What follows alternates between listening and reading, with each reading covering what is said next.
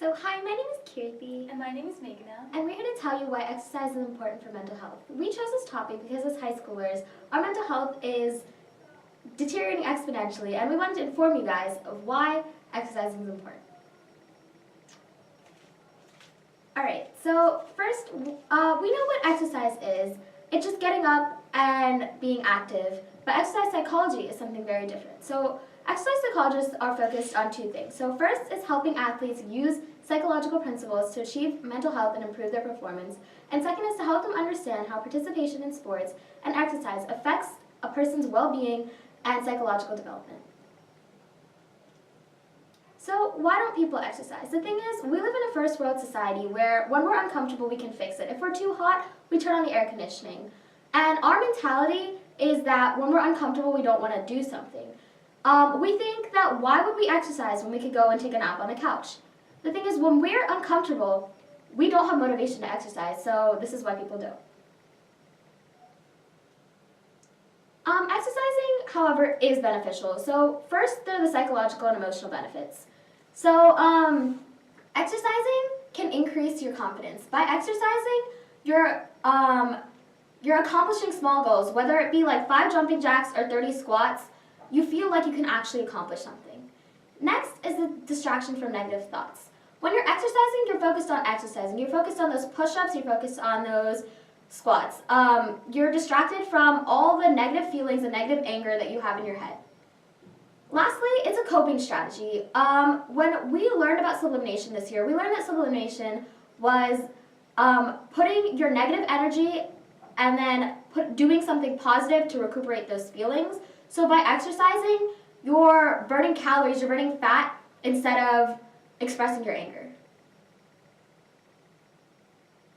Next is the physiological effects of exercise. So by exercising, you significantly increase the amount of serotonin you produce. Serotonin is responsible for your mental well-being, and also when you run, you release those feel-good chemicals that decrease your depression. Those are called endorphins. Endorphins are your brain's natural painkillers, and they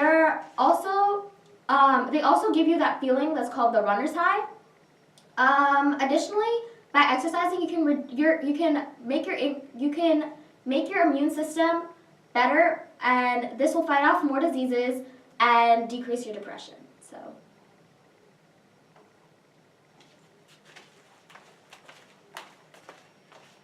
New research has also shown that exercise is good for memory, and this is because the prefrontal cortex shown here and the medial temporal cortex shown here is bigger in those that exercise. Exercise also boosts the size of the hippocampus, which is the center that retains memory, and this is because exercise can lead to the growth of new blood vessels and healthier and more abundant brain cells. Exercise also boosts the size of the hippocampus as well as the viscoelasticity, which is the thickness and flexibility of the hippocampus. So it's no longer just the size, but exercise has many other benefits such as improving the viscoelasticity, which is very important in memory and cognitive performance. And so with more exercise, people will be able to study better, especially in schools, and perform better on tests. And learning more about the viscoelasticity can actually lead to us learning about the reasons behind the development of many neurodegenerative brain diseases such as Alzheimer's and dementia. And there was a study published in Neuroimage in which people took a fitness test and they also took a memory test. And people that perform better on the fitness test also perform better on the memory test.